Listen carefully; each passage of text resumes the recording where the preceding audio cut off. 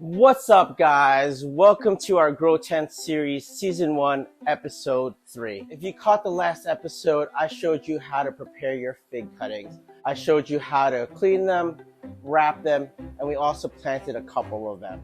Episode 2 was a banger, guys. I appreciate the love and support. That fig contest was super fun.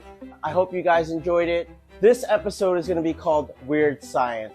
We're just going to do some really fun things that we've never done before. I'm going to show you guys how to do root plugs. I'm going to show you guys how to do fig pops. And we also got an update to our technique for our cups, a little trick that's been helping me out. If this is your first time joining us, I'm Homer from Basement Figs, Elgin Noise Zone 5B, and let's go to work. So how we're going to start this video is we're going to just take a quick tour of the grow tent. In the last video, we went ahead and put these cuttings and soaked them in a mixture of CloneX and aloe. And then after 24 hours, we went ahead and transferred them into cups with just plain water. What you want to be mindful is the quality and the clarity in your water, okay? So as I look around here, let me see if I can bring you guys in closer. As you can see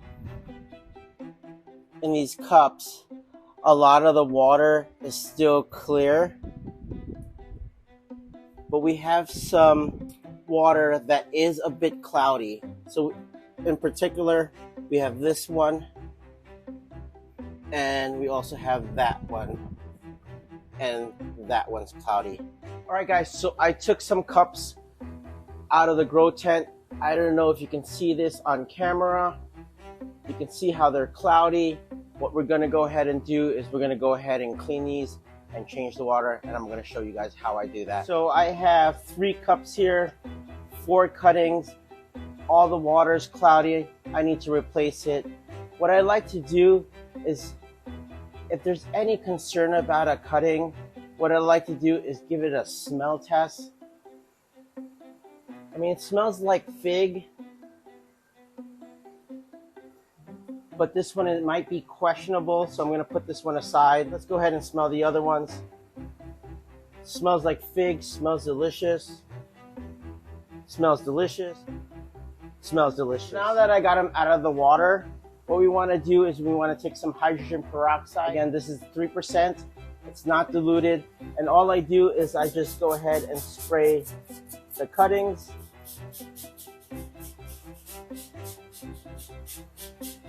Let me give you guys a close-up and you can see what's happening. As you guys can see, they're starting to fizzle. That is the hydrogen peroxide killing off any pathogens. And our goal here is just to make these cuttings sterile again. What I'll do, guys, is I'll let this sit for about 3 to 5 minutes.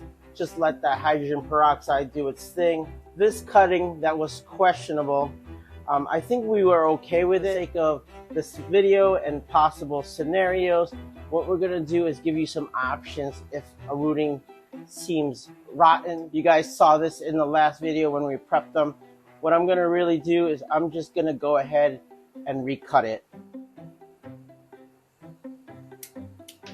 And what I'm gonna do is I'm just gonna go ahead and scrape some of this questionable bark. I aggressively scraped this one, guys. I have a feeling that this cutting wasn't gonna make it, but what we're gonna do is we're gonna continue trying. Take my hydrogen peroxide. It's this cutting here. I'm not gonna actually put it back in water. I'm gonna go ahead and plant it in its container. We're just gonna try to get it to root at this point. I think it's a goner. When I do my labels, I actually make notes of that so I can learn. I think what's happening here is that cutting just had so many side shoots where I'm trying to root it, a lot of exposed wounds, a lot of areas where it could rot, and I think that's what's happening. All right, so I got some clean water here. You don't really need to put a lot of water. These cuttings have been sitting here for about 5 to 10 minutes now. All I do is take a bin of water, swirl it just to get off any excess hydrogen peroxide or any bacteria that was kind of fizzing off. And then all I do is just put it in its new home.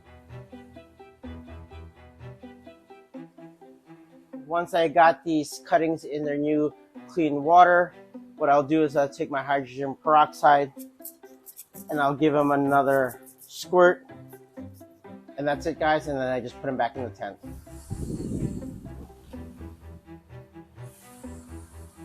And as for this cutting, guys, what we'll do is we'll go ahead and handle this today. We'll just take care of it in a little bit. We're just gonna let it sit in this hydrogen peroxide for a little bit longer. So we're on the other side of the grow tent here. And so let's address the elephant in the room. I got green growth on my fig cuttings. Normally you should be happy, but not this early in the game. What's happening here, and my theory is, I'm filming, I got these lights on. These videos that might be 20 minutes long actually take me several hours to do. It's a lot of editing, a lot of retakes. So I think what's happening again, the lights are on and they're getting exposed to it. I know for a fact the root system isn't where we need to support the top growth. I have some ideas on how to counter that. So I have a grow tent table I need to get set up, and you guys can see that next video. But I think we might be able to do something. So imagine this was your scenario. You have clear cups. You obviously see the root system isn't developed yet. You have green growth. What should you do? So in my limited experience, what I've done is I've just gone ahead and cut the green top off. You can just let it go and die. But what's happening is the plant is on a vegetative state already rather than a root state. Again, this is called weird science. We're just gonna let it ride. There's Chicago Hardies. There's 10 of them. I'm not too really concerned about it. So I'm here to try things out in my grow tent. Let's see what happens here. So one thing I want to do address on this side of the quadrant in the grow tent. Again, I have my water spray bottle. If you ever see the top of your soil getting dry, it's okay to mist it, guys. Again, all I'm doing is squirting. If you have hydrogen peroxide and you see some mold, spray it, guys. It's that easy. Don't let it linger. Try to attack it right away. This is 3% hydrogen peroxide, not diluted. It won't hurt the plants. I've done it. What we have in this container here, guys, is what we're gonna work on today. We got some root plugs in these cool containers. I'll explain more. Let's go ahead and plant some cuttings. So that was a tour of the grow tent.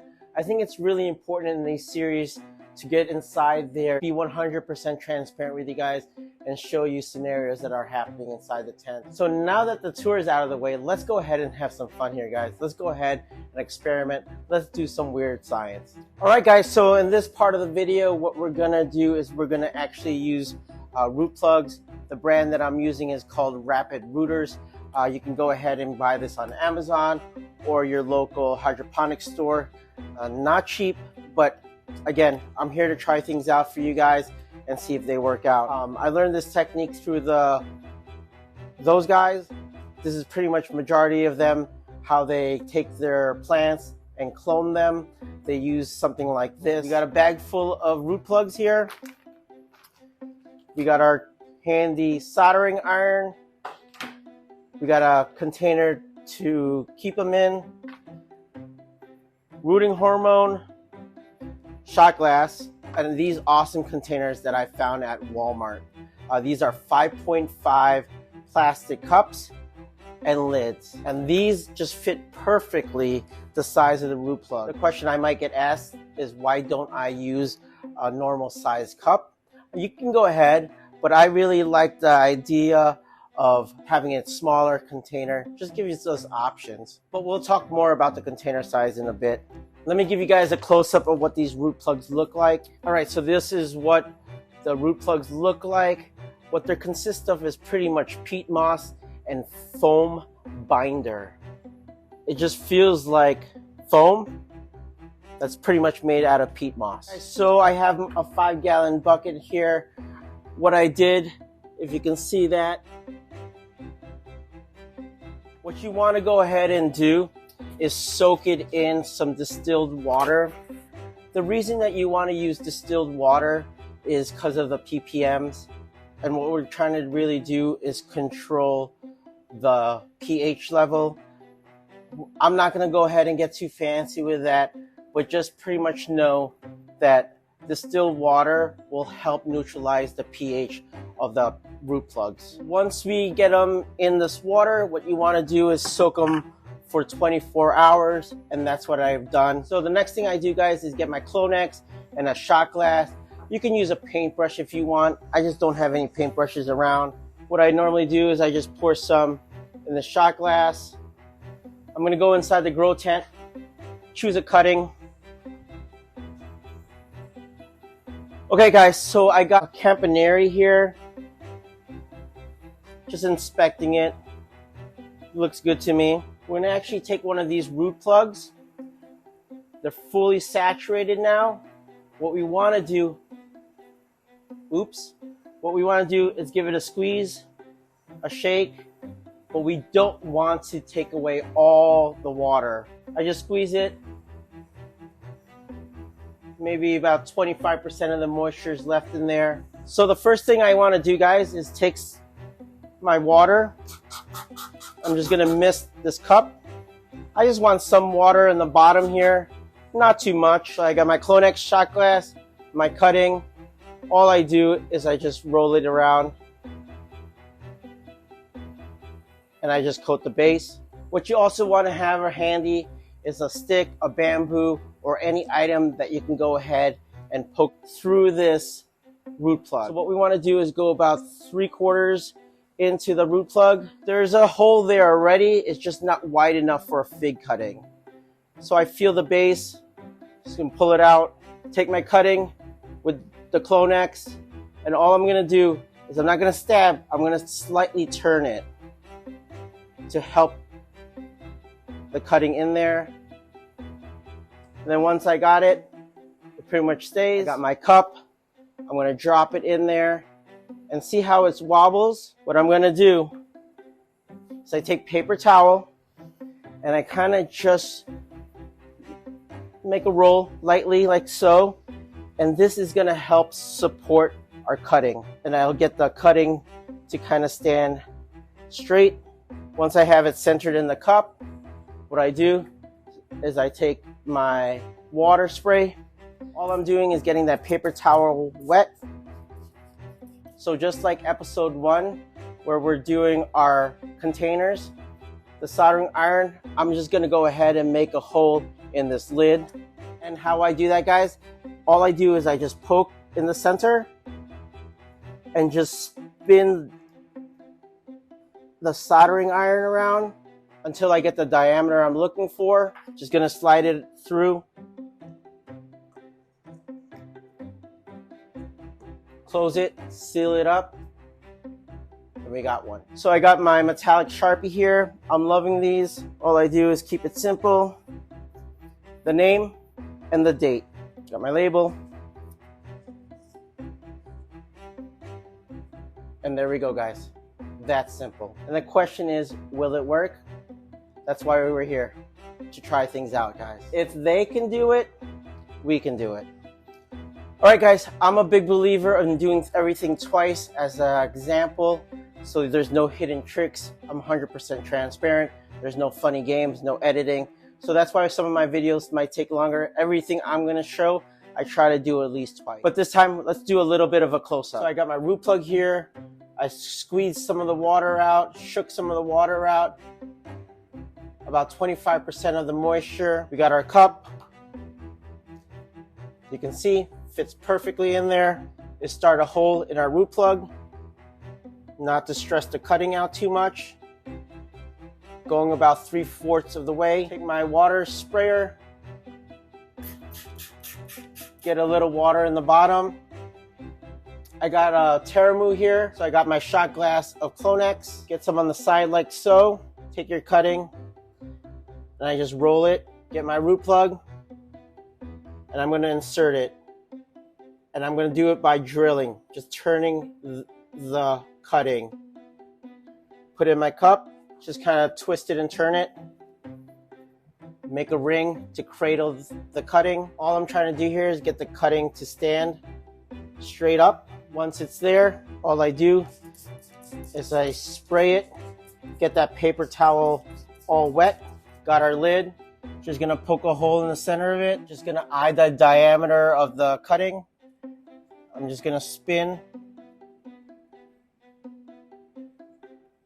slide it down, push it down, seal it up. We got another one done. Got our label, got the date, got the name.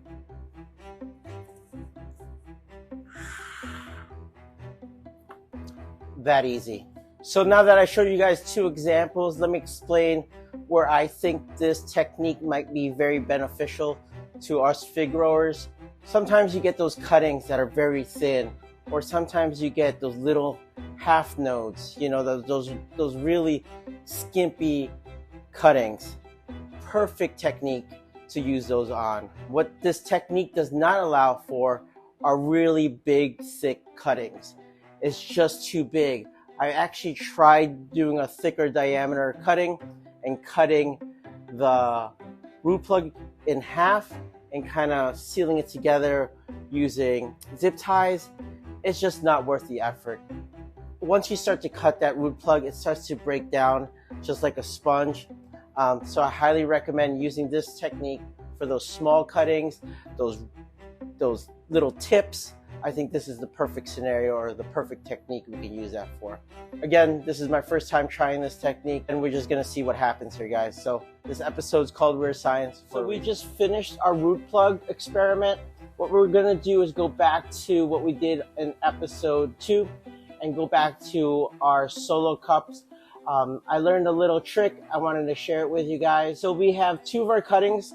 This is the cutting earlier in the video that we had some questionable ideas whether it was going to survive, whether it was starting to rot on us. We got it scraped up, cleaned up again. And then we have another cutting as well, the Col de Dame Roja. We're going to go ahead and plant this in a Dixie cup as well. So the first thing we start off with is our Dixie cups, already with our holes prepared. Double cup them just like last video. I got some perlite. Okay, not a lot, just a thin layer. Once we add water to this perlite, what this perlite's gonna do is actually add extra buffer to our watering for our containers. Just gonna run my hose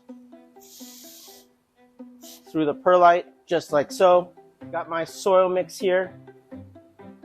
Still nice and moist. Not too wet. Still forming that ball that we were looking for. Let's put a layer of soil.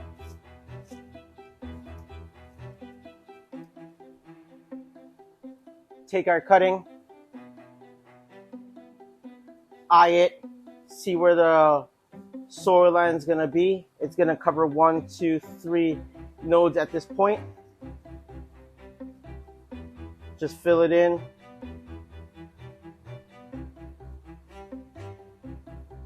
Gonna go ahead and tap it down.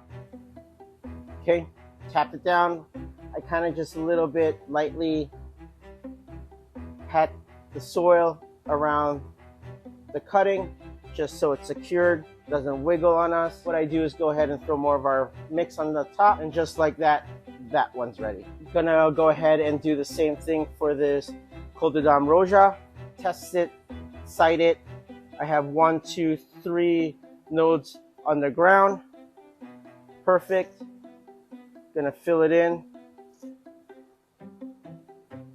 Keep the cutting centered to the cup. Gonna tap it down again and then fill it in as well. And we got another one. The next thing I do is before I put them back in the tent, I always label the containers that they're in. Got my label, got my cutting. One done.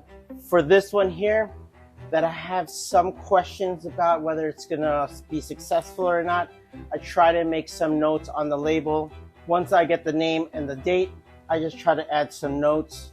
And then what I do is I put an X. Anytime I put an X, I kind of already telling myself it's gonna fail.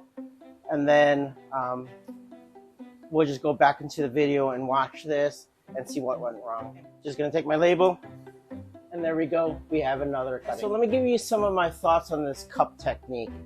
To me, it's actually my favorite. Number one, it's just really aesthetic. I really like the look of it. You already have these cuttings in pots. What's really beneficial as well is later down the road is the transplanting. When we use these cups, generally they have a bigger amount of soil, which allows the plant to grow really strong roots. You can easily water them in these containers. And when you're ready to transplant them, say in the springtime, you're actually gonna have an easier time avoiding transplant shock. The roots have already been hardened, already been feeding, been watering, so that's why I prefer them. That's what's really cool. 2 different sizes, 2 different plants. So depending on your cutting, you can choose a cup that fits your needs. The negative to these cups, guys, is they actually do take up a lot of space. In an area where you can grow fig pops, you can actually grow double the amount in space than these cups. To me, in my grow tent's pretty big. Doesn't really bother me. I really enjoy the cups. I really like them. It's almost like you already have a plant from start to finish. The next thing I'm going to show you guys is how to do fig pops. This is going to be my first time doing fig pops. The concept is pretty simple. We're going to fill this bag with our soil media, take a fig cutting, put it in there, and tie it up. So let's get to work, guys, and I'll show you how to do it. All right, guys. So I have my soil mix here again. If you missed the episode 1, I show you how to mix HP Pro Mix with perlite. Make sure to catch that video if you're looking for ideas on how to make your soil mix. But right now what we're gonna do is we're gonna go ahead and make some fig pops. I got some 4x16 bags. I ordered these on Amazon. I think it was about 10 bucks for this bag, maybe cheaper. So we're gonna do 3 examples for this fig pop. We're gonna go ahead and get 3 bags. The concept is we're gonna fill this bag with our media halfway, put this cutting in, and then tie it. So what I'm gonna do for labeling wise is I'm just gonna label down here. And I'm gonna do that with my silver marker. Let's see how this works out. So the first one I have is a white Madero number 1. Today's date, again, the metallic silver marker did not let me down. Let's see if once we fill it up, if it pops out. Now that we got our bags labeled up, what we're gonna go ahead and do is try something different. Fig pops are probably the simplest method, so I just want to challenge myself, try something different, something new. One of my buddies highly recommended Dip and Grow. He did his own experiment with 40 fig pops, and he saw the best results using this compared to other rooting hormones. So we're gonna go ahead and give this a try. All right, the instructions are pretty simple. They have a special cup that they send with the box. There's a line that says concentration level. What we want to go ahead and do is put some of this in there. So then the instructions says what we're going to do is for a hardwood cutting, what we're going to do is go ahead and put it to the 5X line.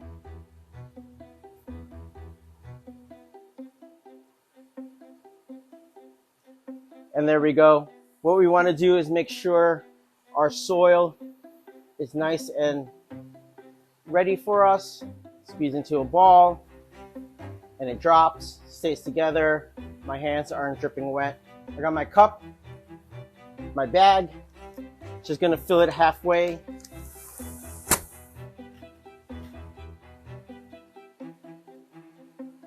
Okay. You can read the label. All right, I got my white Madera cutting here. Gonna go ahead and dunk it in this Dip and Grow. Definitely has a different smell than CloneX. Gonna go ahead and stick that in so you can see where I stuck it up to. I stuck it right up to the Parafilm. What other people use is rubber bands. Sadly, I do not have any rubber bands. So what I'm gonna do is actually try just a garden twine. I'm gonna try to wrap it as tight as I can.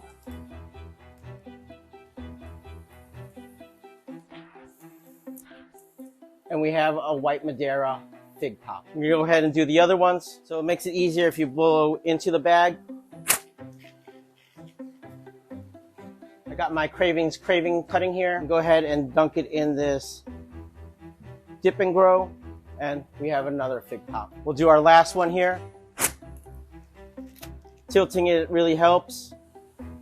If you guys are watching this video and you think that these ties are a bad idea and I should have went with rubber band, please let me know in the comments. Pretty easy, pretty simple. All right, guys, we did 3 fig pops in a matter of minutes, guys. I can see why a lot of fig growers or a lot of people that sell figs prefer this method. It's just so easy. It really is. Now the debate is whether to poke a hole or not poke a hole. My friend that recommended using the dip and grow told me not to poke the hole, so I'm going to go with his advice. I know the videos out there showing you poking it. I think the idea is this media that we have is very light and airy, and we don't need extra air, and poking them will just release some of that moisture. We just want to keep as much moisture in the soil so that we can get some roots to grow. Pretty amazing. I highly recommend anyone that's ever struggling to propagate figs, the fig pop method. It's really easy, guys. So what are my thoughts on fig pops, guys? They are amazingly easy. Stupidly easy, guys. One of the benefits to doing the fig pop technique, guys, is just the space and the time. You saw in the video, those 3 fig pops took me maybe 5-10 minutes tops, and that's trying to film it at the same time. Another really great benefit is just the amount of space you can save. Same amount of space, I could fit 8 of those solo cups. I have 16 fig pops here, guys. It's just so easy and space saving. So what's the negative to this fig pop technique? To me, what I believe it's gonna happen is I'm gonna have a hard time transplanting these. I have to cut these bags open. Gotta be very careful with these baby roots, put them in the containers, and then I have to deal with transplant shock. I have some ideas to combat that. I'm gonna show you how to feed them in the fig pops. So make sure to stay tuned for that, guys. All right, guys, so I showed you 3 different ways to propagate your figs. I hope one of those techniques works out for you. What I'm really trying to do in Basement Figs is grow a community. I packed away 5 bags of these root plugs. I'm looking for 5 people that want to try this technique out. I think it has a lot of potential to the fig game. So if you have some cuttings, you need some root plugs, make sure to hit a comment down below. Let me know, and I'll go ahead and send these out to you. I hope you guys really learned something today. I hope you had fun with this episode. I definitely did. I got to do things that I'd never done before. If you did, make sure to smash the like button. Feel free to drop comments below. Any questions, I'll try my best to answer them. Make sure to check out the next episode. We got more fig cuttings coming in the mail. We're gonna do another giveaway. So make sure to hit that subscribe button. I appreciate you guys joining me in this journey in my Grow Tent series. Again, my name is Homer from Basement Figs, Elgin Zone 5B, and I'll catch you guys in the next one. Peace.